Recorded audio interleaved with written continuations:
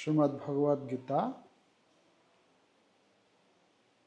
दूसरा अध्याय का 17-18 श्लोक का अध्ययन करेंगे। अविनाशी तु तद्विद्धि येन सर्वमिदं ततं विनाशमव्ययस्य न कश्चित् कर्तुमर्हति। इस श्लोक का अनुवाद। यह जो सारे शरीर में व्याप्त है, इसे ही तुम अविनाशी समझो। इस अव्यय आत्मा को नष्ट करने में कोई भी समर्थ नहीं है। तो यहाँ किसके बारे में बोला जा रहा है? आत्मा के बारे में। जो आत्मा है अविनाशी, अविनाशी यह आत्मा जो है इसका कभी विनाश नहीं होता है। तो अभी भगवान ये दूसरा अध्याय का जो दूसरी परिच्छेद है कि दूसरा पार्ट 11 नंबर श्लोक से 30 नंबर श्लोक तक आत्म तत्व ज्ञान प्रदान किया है भगवान ने। आत्मा क्या है, शरीर क्या है, इसका विस्तार जो वर्णन कर रहे हैं, जिसका नाम सांख्य, ये जो इस अध्याय का नाम है सांख्य योग, कि आत्मा और शरीर का विस्तार वर्णन किया है भगवान ने यहाँ। तो इस श्लोक में आत्मा यह जो सारे शरीर में व्याप्त रहते हैं, आत्मा कहाँ रहता है? शरीर में। अविनाशी तू तद्विद्धि। अविनाशी मतलब ये नाश, कभी इसका नाश नहीं होता है, नाश रहित। इसे तुम जानो कि कभी नाश नहीं होता है। जो येन सर्वम इदम, मतलब इस शरीर में, ये जितना भी शरीर है इस संसार में, है ना, कितना प्रकार के शरीर है?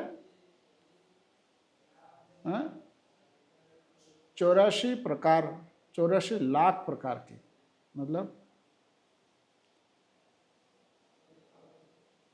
ये इतना प्रकार शरीर में जो आत्मा है, इसको तुम अविनाशी, विनाशम अव्ययस्य, ये नाश नहीं होता है। न कश्चित् कर्तुमर्हति, ये कभी तो नाश होता नहीं, कोई इसको नष्ट भी नहीं कर सकता है। तात्पर्य पढ़ते हैं। इस श्लोक में संपूर्ण शरीर में व्याप्त आत्मा की प्रकृति का अधिक स्पष्ट वर्णन हुआ है। सभी लोग समझते हैं कि जो सारे शरीर में व्याप्त है वह चेतना है। प्रत्येक व्यक्ति को शरीर में किसी अंश या पूरे भाग में सुख दुख का अनुभव होता है, किंतु चेतना की यह व्याप्ति किसी के शरीर तक ही सीमित रहती है। एक शरीर के सुख तथा दुख का बोध दूसरे शरीर को नहीं हो पाता। फलतः प्रत्येक शरीर में व्यक्ति आत्मा है और इस आत्मा की उपस्थिति का लक्षण व्यष्टि चेतना द्वारा परिलक्षित होता है। इस आत्मा को बाल के अग्रभाग के 10,000वें भाग के तुल्य बताया जाता है। श्वेताश्वतर उपनिषद में इसकी पुष्टि हुई है। बालाग्र शतभागस्य शतधा कल्पितस्य च भागो जीव सविज्ञेय स चानन्त्याय कल्पते। यदि बाल के अग्रभाग को 100 भागों में विभाजित किया जाए और फिर इनमें से प्रत्येक भाग को 100 भागों में विभाजित किया जाए तो इस तरह के प्रत्येक भाग की माप आत्मा का परिमाप है। तो आत्मा का क्या माप दिया है यहाँ? एक जो बाल होता है हमारा, बाल का जो अग्रभाग है उसको 100 भाग करें तो 100 भाग जो किया उसका एक भाग को लेकर फिर उसको 100 भाग किया जाए, जितना होगा वो है आत्मा का साइज, आत्मा का माप है। आत्मा उतना बड़ा है। इसी प्रकार यही कथन निम्नलिखित श्लोक में मिलता है।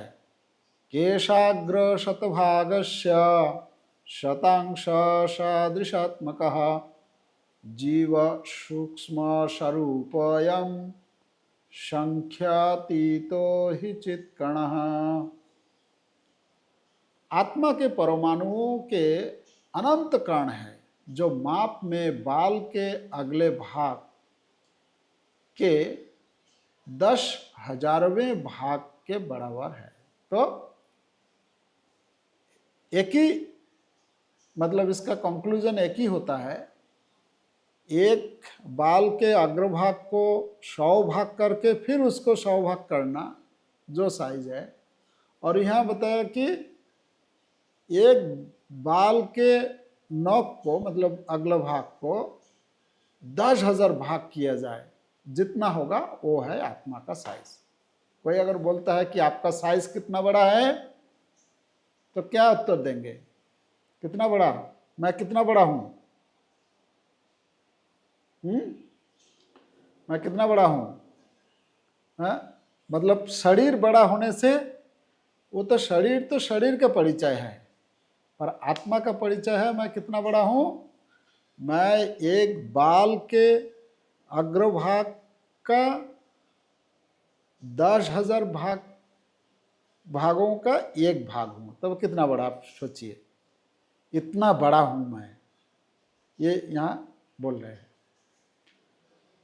और हाँ, इस प्रकार आत्मा का प्रत्येक कण भौतिक परमाणुओं से भी छोटा है और ऐसे असंख्य कण है, ऐसा असंख्य है। यह अत्यंत लघु आत्मस्फुलिंग भौतिक शरीर का मूल आधार है और इस आत्मस्फुलिंग का प्रभाव सारे शरीर में उसी तरह व्याप्त है जिस प्रकार किसी औषधि का प्रभाव व्याप्त रहता है। औषधि का प्रभाव व्याप्त रहता है मतलब जैसे कोई मेडिसिन हमारे शरीर में प्रयोग किया जाता है तो पूरे शरीर में, सारे शरीर में वो क्या उसका प्रभाव फैल जाता है। जैसे इंजेक्शन जब लगाते हैं, मान लीजिए किसी को जब वो ऑपरेशन करते हैं, ऑपरेशन के समय क्या करता है, वो इंजेक्शन लगाता है जैसे वो सेंसलेस हो जाए, तो छोटा सा इंजेक्शन लगाते हैं और पूरा शरीर में उसका प्रभाव फैल जाता है। तो उसी प्रकार वो तो भौतिक चीज हुआ, जड़ भौतिक पदार्थ हुआ।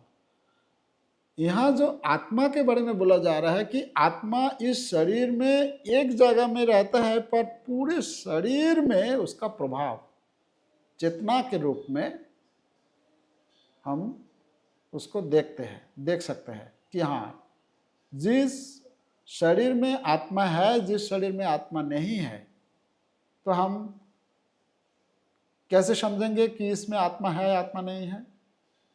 जिसमें हम देखेंगे कि इसमें चेतना है, इसका मतलब इसके अंदर आत्मा है। तो सामान्य से सामान्य व्यक्ति भी समझ सकता है कि यह भौतिक शरीर चेतना रहित होने पर मृतक हो जाता है और शरीर में इस चेतना को किसी भी भौतिक उपचार से वापस नहीं लाया जा सकता। अतः यह चेतना भौतिक संयोग के फलस्वरूप नहीं है, अपितु आत्मा के कारण है। मुंडकोपनिषद में सूक्ष्म परमाणविक आत्मा की और अधिक विवेचना हुई है। येषो नुरात्मा चेतसो वेदितव्य जस्मिन् प्राणः पंचधा संविवेश प्राणश्चित्तं सर्वमुतं प्रजानां यस्मिन् विशुद्धे विभवत्येष आत्मा। आत्मा आकार में अणु तुल्य है, जिसे पूर्ण बुद्धि के द्वारा जाना जा सकता है। यह अणु आत्मा 5 प्रकार के प्राणों में तैर रहा है। 5 प्रकार के प्राण है, क्या क्या है? प्राण, अपान, समान तथा उदान।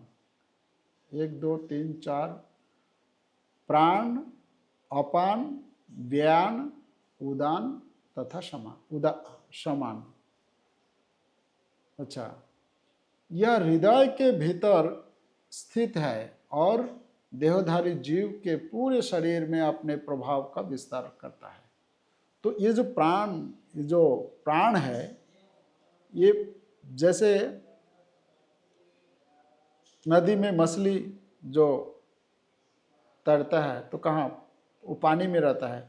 उसी प्रकार हमारा जो आत्मा है, यहाँ बता रहा है कि ये आत्मा, ये जो प्राण है, वो प्राण में वो तैर रहा है।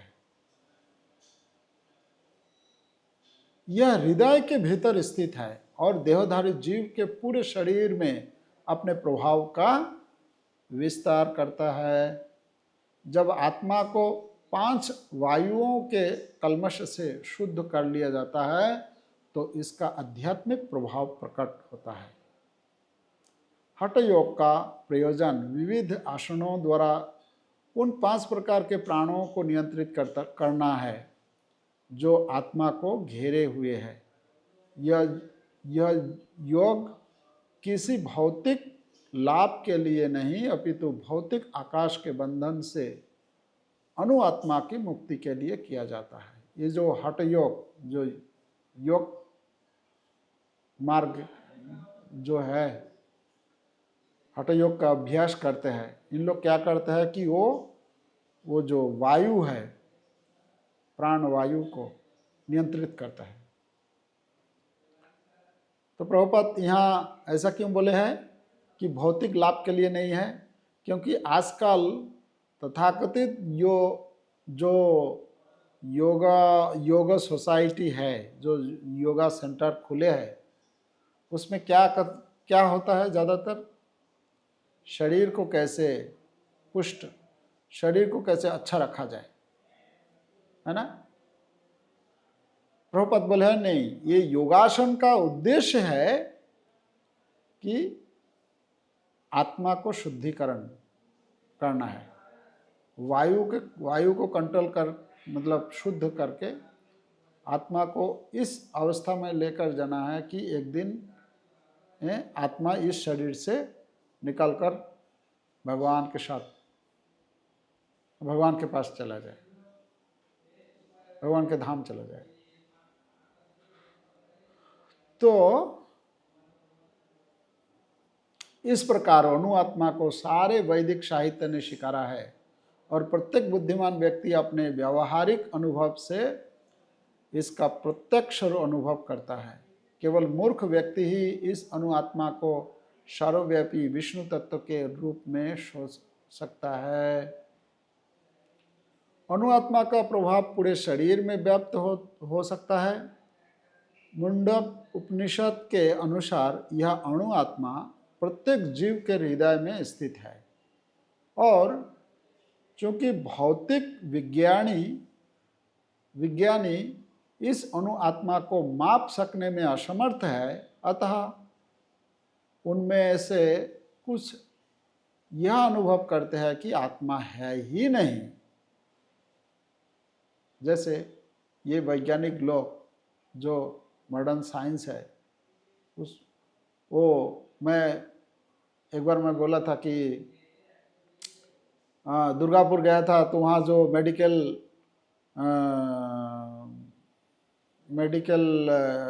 मेडिकल का जो स्टूडेंट है उन लोगों से मिला था। तो उन लोगों को मैं पूछा कि आप लोग तो पूरा शरीर को एकदम पूरा छानबीन करते हैं कि कहाँ क्या है, कौन सा पार्ट्स में क्या है नहीं है। मैं बोला कि क्या आप लोगों को ऐसा कभी देखने को मिला क्या कि उसमें एक आत्मा बोल के एक चीज़ है? तो एक दूसरे के तरफ देखने लगे।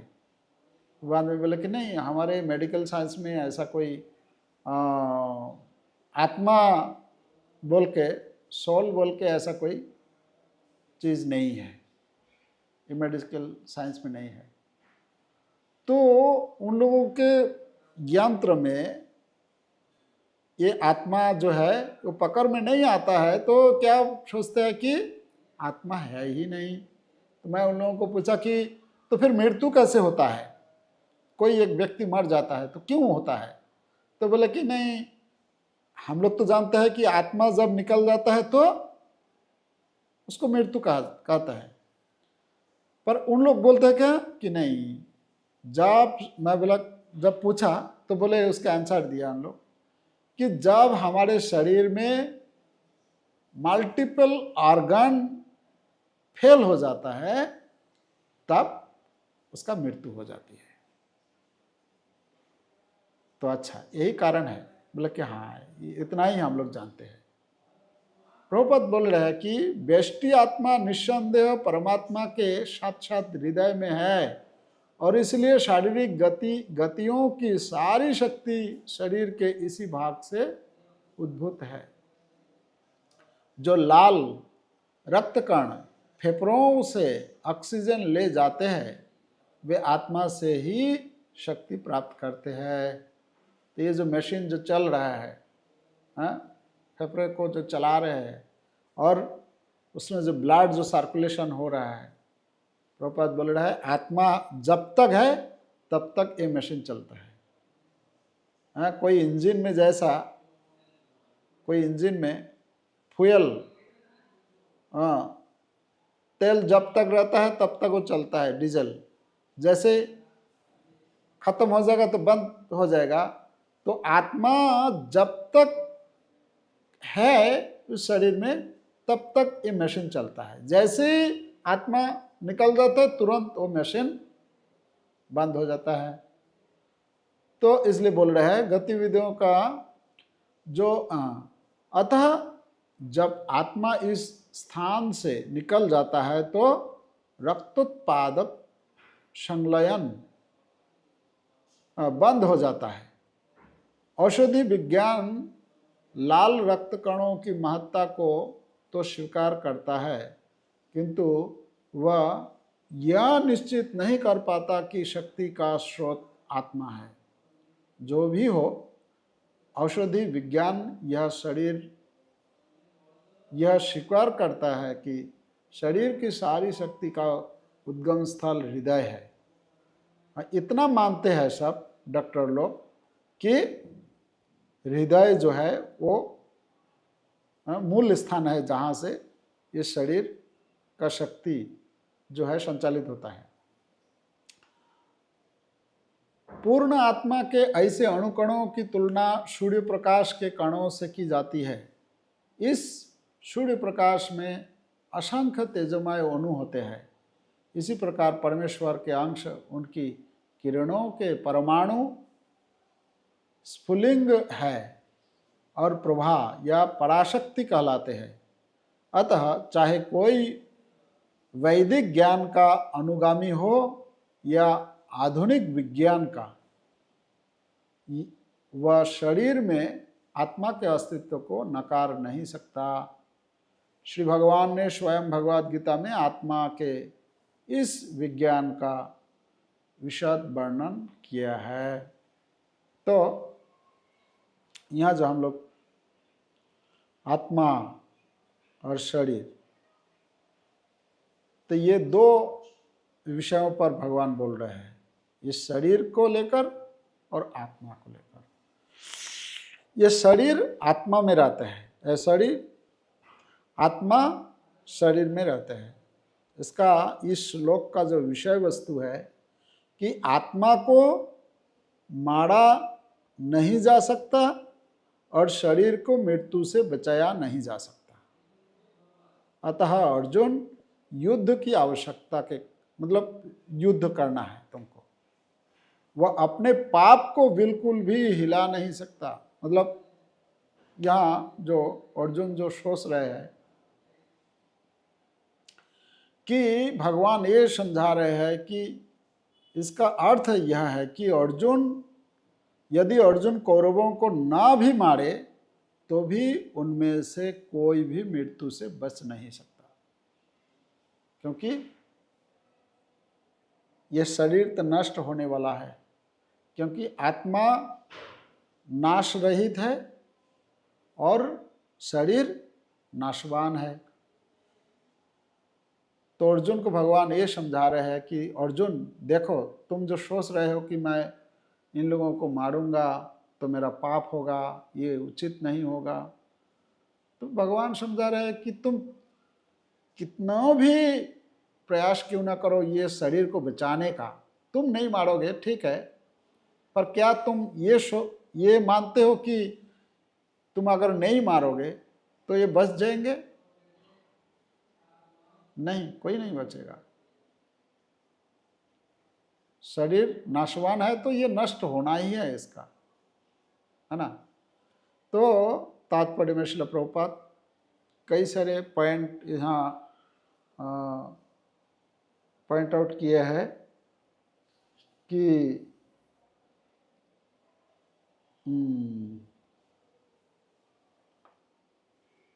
यहाँ बता रहे हैं कि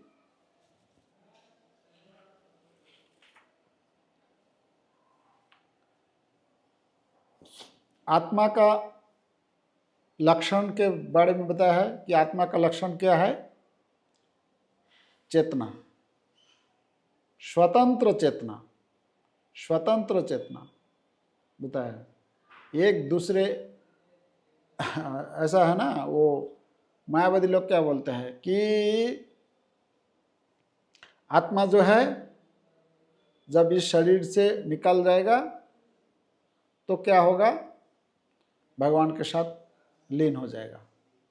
या यहाँ प्रभुपाद जो बोल रहा है कि आत्मा स्वतंत्र है और वो स्वतंत्र आत्मा को भी एक आत्मा दूसरी आत्मा के साथ एक नहीं होता है। ऐसा नहीं होता है कि एक आत्मा दूसरे आत्मा के साथ आया कि तो एक हो गया, नहीं, ऐसा नहीं होता है। वो हमेशा स्वतंत्र रहता है। यह चेतना संपूर्ण शरीर में व्याप्त है, इसी कारण हम शरीर में किसी भी प्रकार का दर्द या सुख अनुभव करते हैं। प्रत्येक शरीर एक आत्मा का घर है।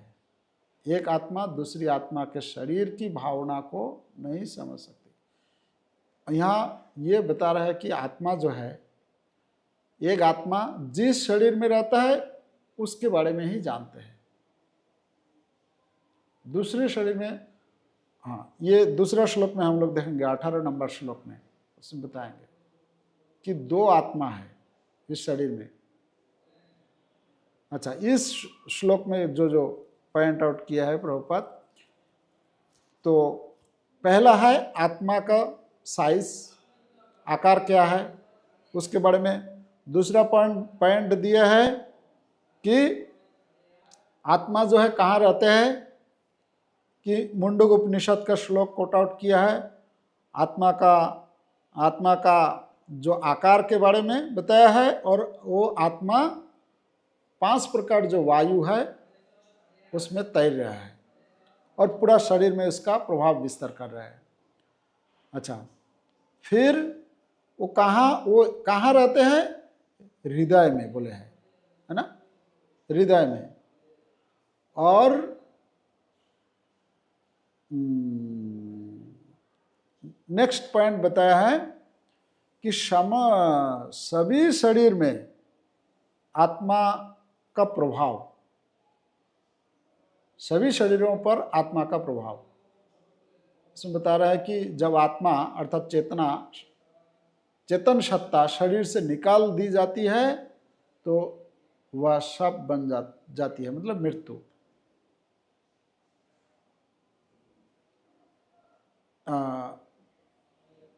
इसका दो उदाहरण दिए हैं, दो उपमा के रूप में इसको समझाया कि औषधि जैसे शरीर में प्रयोग किया जाता है तो पूरा शरीर में उसका प्रभाव फैल जाता है।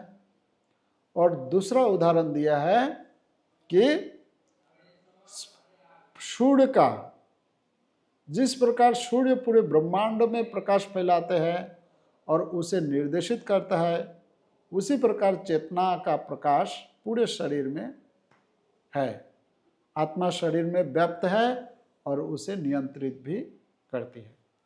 तो ये दो उदाहरण, दो उपमा के माध्यम से समझा कि इस शरीर में जो निष्कर्ष मतलब ये दिए हैं कि जिस प्रकार यह चेतना किसी भौतिक वस्तु के संयोग से निर्मित नहीं होती, आत्मा जो है इसको कोई बनाया नहीं है, ये कोई भौतिक चीजों से बना हुआ नहीं है। उसी प्रकार यह किसी भौतिक वस्तु के नियंत्रण से भी निर्मित नहीं होती है।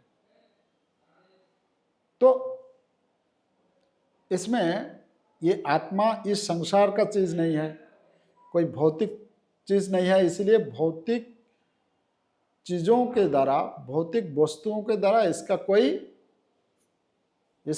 कोई मतलब नियंत्रण भी नहीं कर सकते हैं, क्योंकि ये आत्मा क्या है?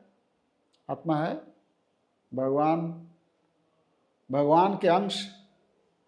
तो इसलिए ये दिव्य है ना।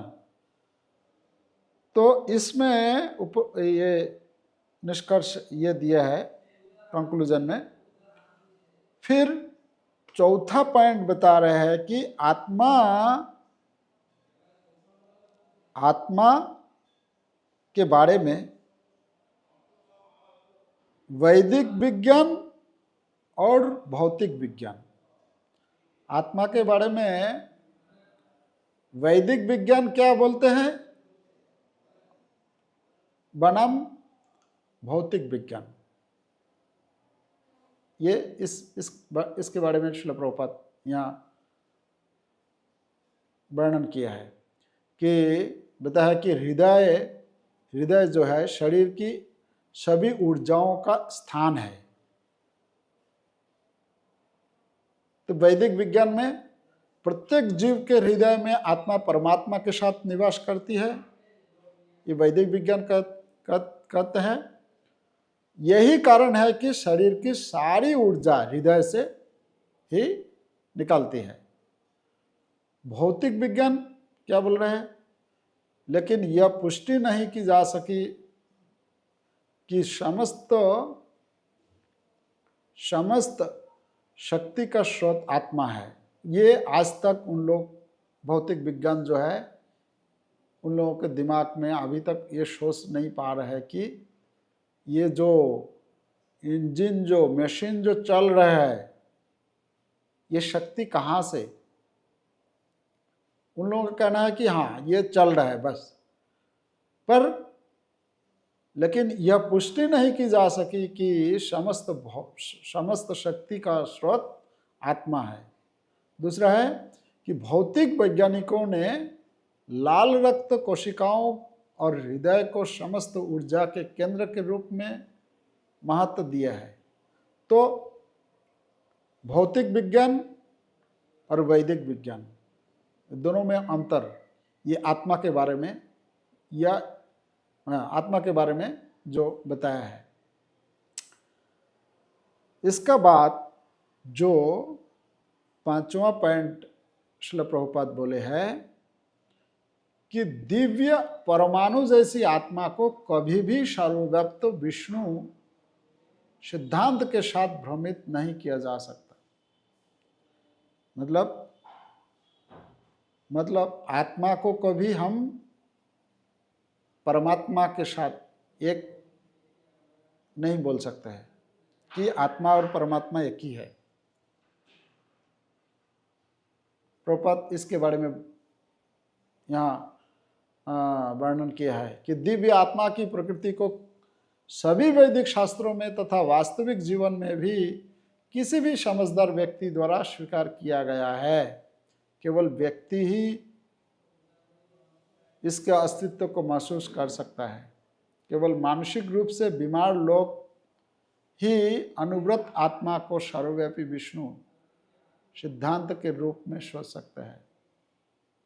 तो यहाँ जो आत्मा को कभी हम परमात्मा के साथ एक नहीं कर सकते हैं।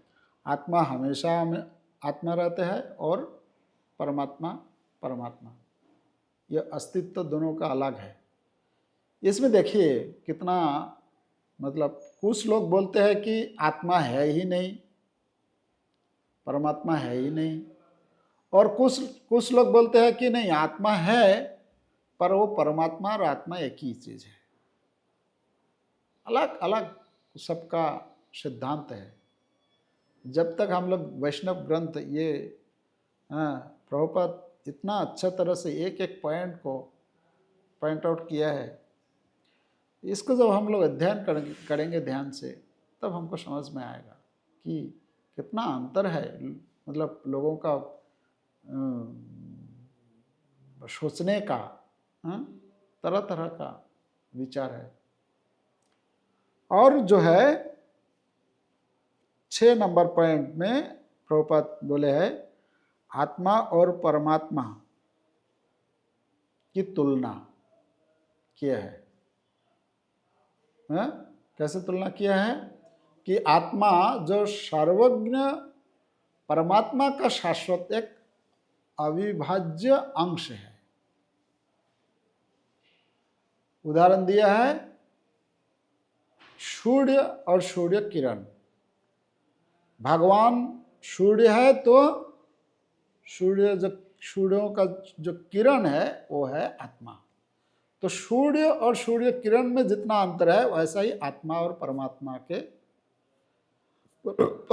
साथ अंतर। और परमेश्वर के विभिन्न अंग जीवात्मा के शरीर से निकालने वाले तेज किरणों की चिंगारियों के समान है, जिन्हें प्रभा या परम ऊर्जा कहा जाता है। तो पहले आत्मा के बारे में बताया, अब यहाँ बोल रहा है कि आत्मा और परमात्मा जो है इसका अंतर क्या है। प्रभुपाद ये पॉइंट आउट किया। और आखिरी जो है यहाँ हठयोग के बारे में श्रील प्रभुपाद बोले हैं। हठयोग और आत्मा की शुद्धि। हठयोग जो करते हैं उसका उद्देश्य क्या है कि आत्मा की शुद्धिकरण करना है, ना कि भौतिक कुछ लाभ के लिए योगा करना चाहिए। प्रभुपाद बोले हैं हठयोग का उद्देश्य 5 प्रकार की प्राण शक्तियों को नियंत्रित करना है, लेकिन भौतिक लाभ के लिए नहीं, बल्कि इसका अभ्यास स्वयं को भौतिक संसार के बंधनों से मुक्त करने के लिए किया जाना चाहिए। ये जो अलग अलग प्रकार का जो आसन करते हैं, विभिन्न आसनों के माध्यम से इसका अभ्यास जो किया जाता है, इसका उद्देश्य ये होना चाहिए कि आत्मा के शुद्धिकरण, है ना। तो ये 17 नंबर श्लोक में बताया है। 18 नंबर श्लोक पढ़ते हैं। अंतवंत इमे देहा नित्य शोक्तः शरीरिणः अनाशिन प्रमेयस्य तस्माद् युद्धस्य भारत। अनुवाद, अविनाशी अप्रमेय तथा शाश्वत जीव के भौतिक शरीर का अंत अवश्यंभावी है, अतः हे भरतवंशी युद्ध करो। तात्पर्य, भौतिक शरीर स्वभाव से नाशवान है या तत्क्षण नष्ट हो सकता है, और 100 वर्ष बाद भी यह केवल समय की बात है। इसे अनंत काल तक बनाए रखने की कोई आवश्यकता नहीं है, किंतु आत्मा इतना सूक्ष्म है कि इसे शत्रु देख भी नहीं सकता, मारना तो दूर रहा। जैसा कि पिछले श्लोक में कहा गया है, यह इतना सूक्ष्म है कि कोई इसके मापने की बात सोच भी नहीं सकता। अतः दोनों ही दृष्टि से शोक का कोई कारण नहीं है, क्योंकि जीव जिस रूप में है न तो उसे मारा जा सकता है और न ही शरीर को कुछ समय तक या स्थायी रूप से बचाया जा सकता है। पूर्ण आत्मा के सूक्ष्म कण अपने कर्म के अनुसार ही यह शरीर धारण करते हैं, अतः धार्मिक नियमों का पालन करना चाहिए। वेदांत सूत्र में जीव को प्रकाश बताया गया है, क्योंकि वह परम प्रकाश का अंश है। जिस प्रकार सूर्य का प्रकाश सारे ब्रह्मांड का पोषण करता है, उसी प्रकार आत्मा के प्रकाश से इस भौतिक देह का पोषण होता है। जैसे ही आत्मा इस भौतिक शरीर से बाहर निकल जाता है, शरीर सड़ने लगता है, अतः आत्मा ही शरीर का पोषक है। शरीर अपने आप में महत्वपूर्ण है, शरीर अपने आप में महत्वहीन है। इसलिए अर्जुन को उपदेश दिया गया है कि वह युद्ध करे और भौतिक शारीरिक कारणों से धर्म की बलि ना दे। कितना अच्छा समझाया प्रभुपाद। इस श्लोक में अगर हम देखेंगे, तात्पर्य श्रील प्रभुपाद जो चर्चा किए हैं, 5 पॉइंट है इसमें। एक बताया देह के बारे में, शरीर के बारे में, दूसरा आत्मा के बारे में, तीसरा शोक और मोह को कैसे अतिक्रम किया जाए, मतलब इससे कैसे ऊपर अर्जुन को समझा रहे हैं कि ये चीज का अगर तुम अच्छी तरह से समझोगे तो इससे तुम ऊपर जा सकते हो। चौथा पॉइंट है कि ये शरीर जो है, ये शरीर इंपॉर्टेंट नहीं है, इंपॉर्टेंट है आत्मा। क्योंकि जैसे ही आत्मा इस भौतिक शरीर से बाहर निकल जाता है तो ये शरीर सड़ने लगता है, अतः आत्मा ही शरीर का पोषक है। और 5 नंबर पॉइंट है कि अर्जुन जो इस श्लोक का जो सिद्धांत, उसको कैसे व्यावहारिक रूप में इसको प्रयोग किया जाए, इसको अपना जाए। शरीर अपने आप में महत्वहीन है, इसलिए अर्जुन को उपदेश दिया गया है कि वह युद्ध करे और भौतिक शारीरिक कारणों से धर्म की बलि ना होने दे। तो यहाँ हम लोगों को इस बात को पूरी तरह से मतलब अमन कर लेना चाहिए कि हम लोग तो शरीर में है ना। हम लोग जब कभी परिचय देते हैं किसी को, तो क्या परिचय देते हैं? शरीर को लेकर ही परिचय देते हैं कि जहाँ मेरा जन्म हुआ, जिस जाति में जन्म हुआ, जिस देश में जन्म हुआ, जिस मोहल्ला में जन्म हुआ, जिस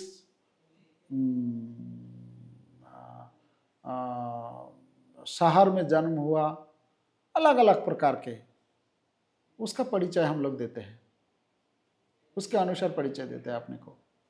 प्रभुपाद यहाँ समझा रहे हैं कि नहीं, वो जो परिचय है वो परिचय हमारा परिचय नहीं है।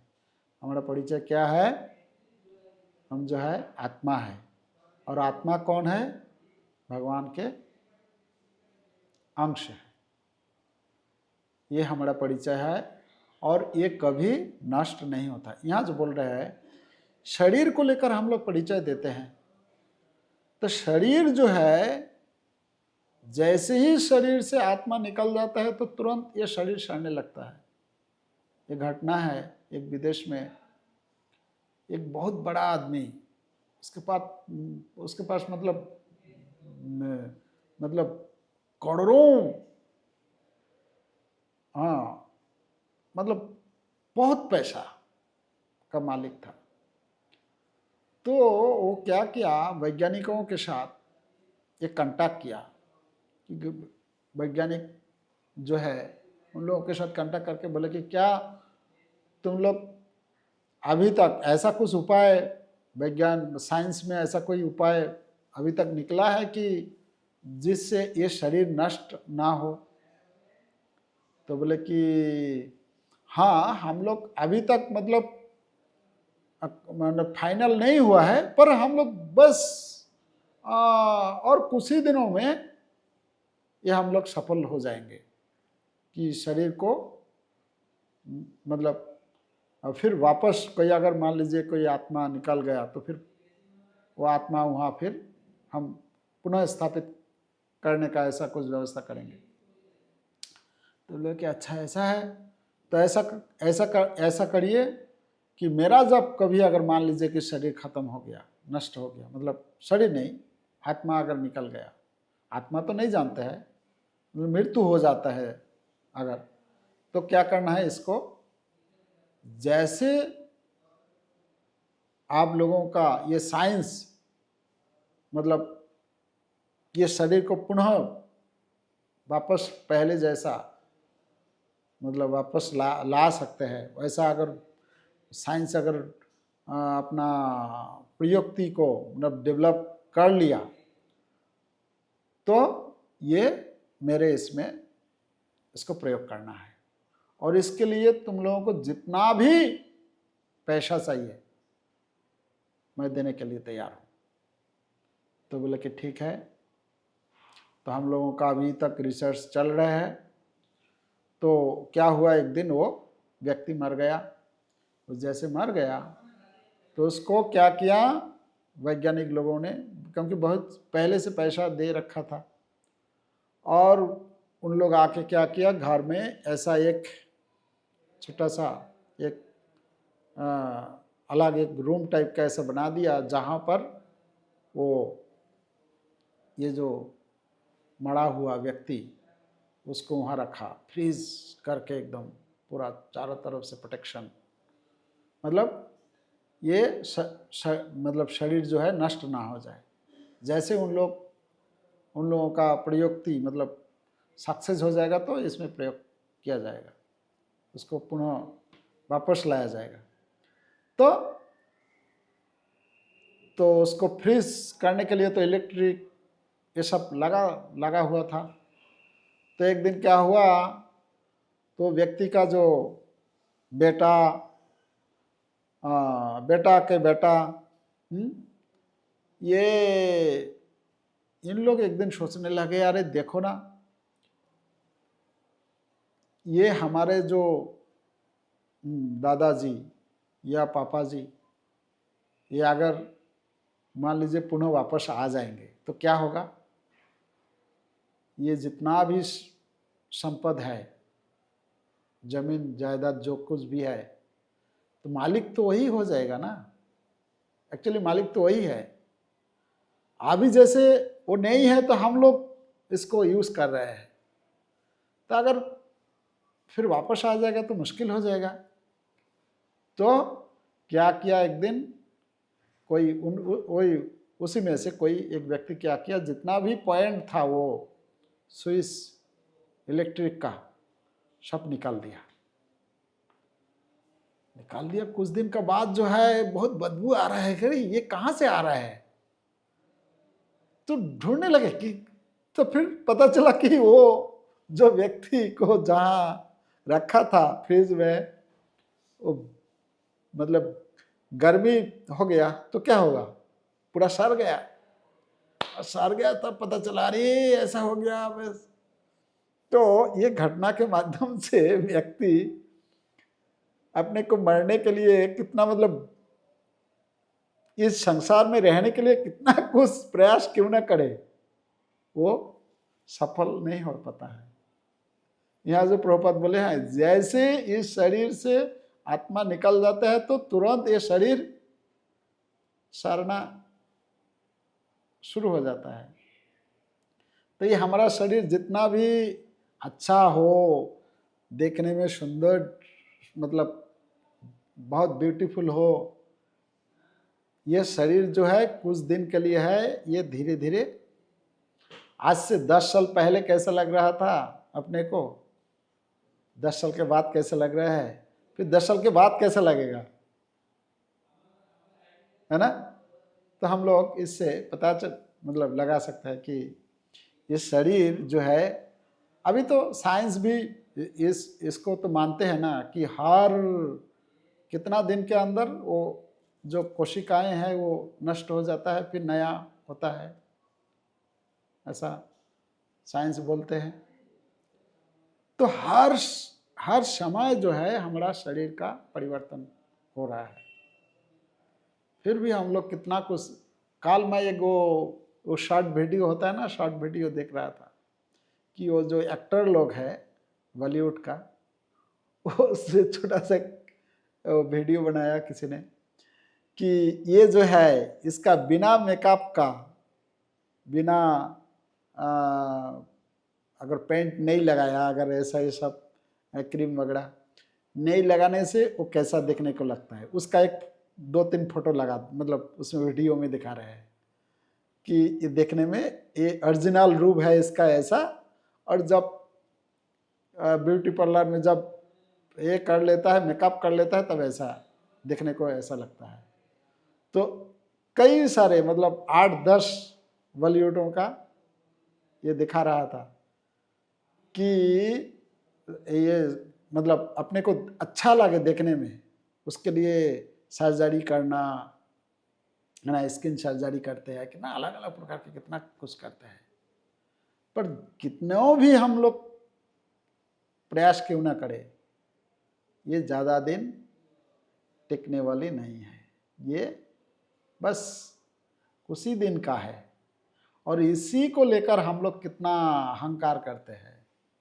हाँ, जिसमें थोड़ा सा भगवान ने शक्ति दे दिया, वो समझता है कि मैं पलवाल हूँ, हैं?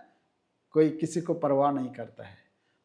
किसको थोड़ा सा रंग थोड़ा सा अच्छा दे दिया शरीर का, वो उसमें इतना अहंकार आ जाता है कि मैं कितना सुंदरी हूँ, मैं कितना सुंदर हूँ देखने में, है ना, कितने हैंडसम हूँ।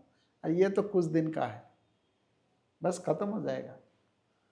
तो हम ये सब जो अध्ययन कर रहे हैं, इससे हम लोगों को ये सीख लेना चाहिए कि शरीर जो है ये टेम्पररी है, कितना भी अच्छा हो या बुरा हो, जैसा भी देखने में जैसा भी लगे, आत्मा जो है वो असली चीज़ है। आत्मा को कैसे इस संसार से जब तक हम शुद्ध करके भगवान के धाम नहीं जाते हैं, तब तक ये अलग अलग शरीर में हम लोगों को घूमते रहना पड़ेगा। आज मनुष्य शरीर में है, कल दूसरा कोई जानवर का शरीर मिल जाएगा, परसों कोई चिड़िया का शरीर मिल जाएगा, तरसों और कुछ पेड़ पौधा कुछ भी हो सकता है। तो इसलिए हम लोगों को ये मनुष्य शरीर जो मिला है, मनुष्य शरीर बहुत रिस्पॉन्सिबिलिटी है हम लोगों का कि इसी शरीर में हम आत्मा को इस संसार से भगवान के धाम ले जा सकते हैं। दूसरे किसी शरीर के माध्यम से ये संभव नहीं है। तो इसलिए ये शरीर मिला हमको, तो पूरी तरह प्रयास करना चाहिए कि हम कैसे हैं, हमारा जो लक्ष्य है इस संसार से बाहर भगवान के धाम चले जाए। हरे कृष्णा कृष्ण कृष्ण हरे हरे, हरे राम राम राम हरे हरे। श्रील प्रभुपाद की जय।